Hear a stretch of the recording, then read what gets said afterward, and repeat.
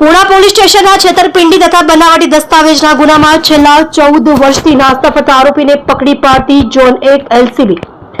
મહેરબાન police commissioner સાહેબ શ્રી સુરત શહેરનાઓ તથા અધિક police commissioner Shri sector 1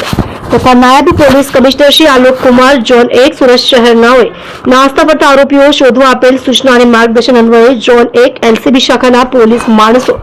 head constable Sahdevsinh Mahipatsinh તથા હેડ કોન્સ્ટેબલ કરણસિંહ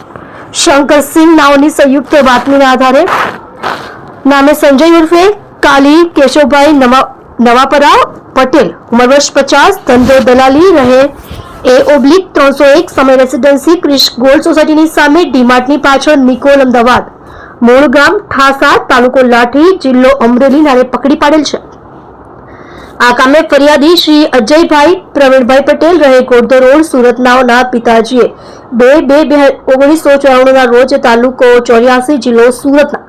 સાબર ગામના રેસિડેન્ટ નંબર 25A 26 27 28 પૈકી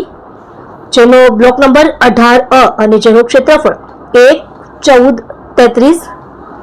ચોરસ મીટર વાળી જમીન વેચાણ દસ્તાવેજથી કનૈયાભાઈ ઈશ્વરભાઈ પટેલ રહે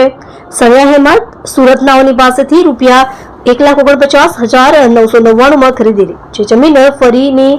માલિકીની હોય જે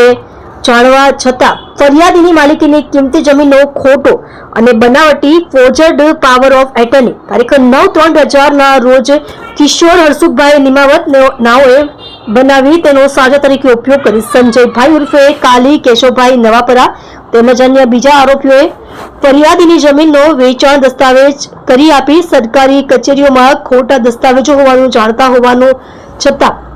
તેનો ખરા તરીકે ઉપયોગ કરી તથા બીજા આરોપીઓએ તેમાં મદદગારી કરી રેવન્યુ રેકર્ડ ઉપર તેઓના નામો ચડાવી ફરિયાદીની કિંમતી જમીન પચાવી પાડવા માટે ગુનાહિત કાવતરું રચેલ છે। તમે જોઈ રહ્યા છો કેપી ન્યૂઝ ચેનલ રફીક શેખની સાથે।